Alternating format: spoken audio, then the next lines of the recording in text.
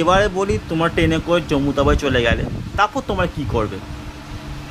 বহু লোক কী করে, পাশে জম্মু তাওয়াই স্টেশনের পাশেই দেখবে যে একটা কাউন্টার আছে, কাউন্টারে সব ওখান থেকে বানায়, সরকার থেকে বানায়, যেখানে বলে যে RFID কাউন্টার, তোমাকে RFID কাউন্টার বা অমরনাথ যাত্রার রেজিস্ট্রেশন, ওখানে একটা কার্ড দেওয়া হয়, কার্ডটার নাম হচ্ছে RFID কার্ড।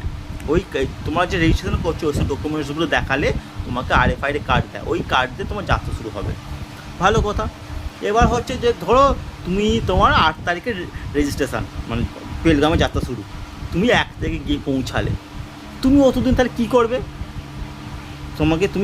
তুমি যখনই আমাদের ওই ক্যাম্পে যাবে, বলবে যে তোমাদের 8 তারিখের ডেট, তুমি এত তাড়াতাড়ি এসেছো, তাহলে এখন কিছু করার নেই, তুমি কাল পরশু করে আসো, তুমি তখন কী করবে? অনেক লোকে অনেক কষ্ট আছে, তারা তখন কী করে? কিছু করার নেই। যেমন পেলগাম থেকে তোমরা কী করবে, ওখানে বেস ক্যাম্প আছে, অমরনাথ যাত্রা বেস ক্যাম্প, ওখান থেকে যারা হয় ভগবতী নগর, ওখানে বেস ক্যাম্পে তোমরা থাকতে পারো, কেউ কেউ হোটেলও থাকে। আমরা যেমন হোটেলে ছিলাম, হোটেলের দাম খুবই কম, ওই হোটেলে থাকবে তোমরা। হোটেল থেকে পরের দিন সকালবেলায় তোমরা ওখান থেকে, ওখানে শেয়ার ক্যাব পাওয়া যায়, যেটা পেহেলগামের উদ্দেশ্যে, তোমরা সেই ক্যাবটা করে নেবে, বা কেউ কেউ বাসও করতে পারে, যেটা পার্সোনাল ওপিনিয়ন। আমার যেমন একটা পার্সোনাল গাড়ি করেছিলাম, 700 টাকা করে পার হেড, কত টাকা, 700 টাকা করে পার হেড, 4200 টাকা নিয়েছিল। আমাদের 6 জন ছিলাম, ঠিক আছে। কেউ কেউ বাসও করতে পারে, যেটা পার্সোনাল ওপিনিয়ন। তোমরা ওই গাড়িটা করে মধ্যিখানে ডোমিনাল না কোনো জায়গা আছে, নাম ঠিক আমার মনে পড়ছে না, ওইখানে অনেক রাস্তার ধারে অনেক লাঙ্গরও খাওয়ানো পাবে, যেখানে তোমার ফ্রিতে খাওয়া দাওয়া হয়। তাদের কাছে যাবে, তারা সঙ্গে সঙ্গে তোমাকে RFID কার্ড বানিয়ে দেবে, তাহলে তোমার এর রেজিস্ট্রেশনের কোনো সমস্যা থাকবে না। তুমি চন্দ্রবাড়ি যখন চেকপোস্টে তোমার RFID কার্ডটা দেখাবে, তুমি সঙ্গে সঙ্গে এন্ট্রিটা পেয়ে যাবে। সেই বাস তোমাকে ডাইরেক্ট, বা তোমার পার্সোনাল গাড়ি তোমাকে ডাইরেক্ট নিয়ে চলে যাবে যে পেলগামে দুখানা অপশান আছে। একটা আছে পেলগাম বেস ক্যাম্প, আর এটা আছে সামান্য দূরেই কোনোখানে সব ছোটোখাটো ঘর ভাড়া পাওয়া যায়, যে পার্সোনাল ওপিনিয়ন।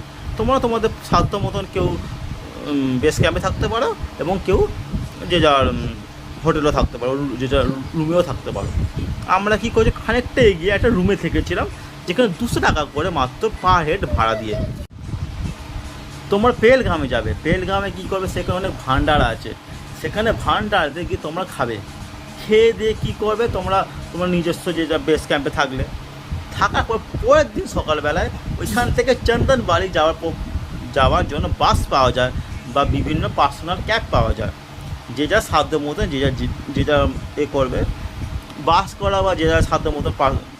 পেহেলগাম পৌঁছালে ওখানে একটা ভান্ডার আছে, ভান্ডারেতে যে যার মতন খেয়ে দিয়ে যে যার বেস ক্যাম্পে চলে গেলে, তারপর পরের দিন সকালবেলায় একদম ভোরবেলাতেই ওখানে বাস পাওয়া যায় বা শেয়ার ক্যাব পাওয়া যায়। সেই বাসে করে তোমরা চন্দনবাড়ির উদ্দেশ্যে যাবে। চন্দনবাড়িতে গিয়ে সেখানে তোমার সমস্ত ডকুমেন্টস চেক হবে, RFID কার্ড চেক হবে, চেক হওয়ার পর তোমাদের ওইখানে ভান্ডার থেকে খেয়ে দিয়ে তোমার যাত্রা শুরু, অমরনাথ যাত্রা শুরু হবে। কন্টিনিউ 52 কিলোমিটার দীর্ঘ পথ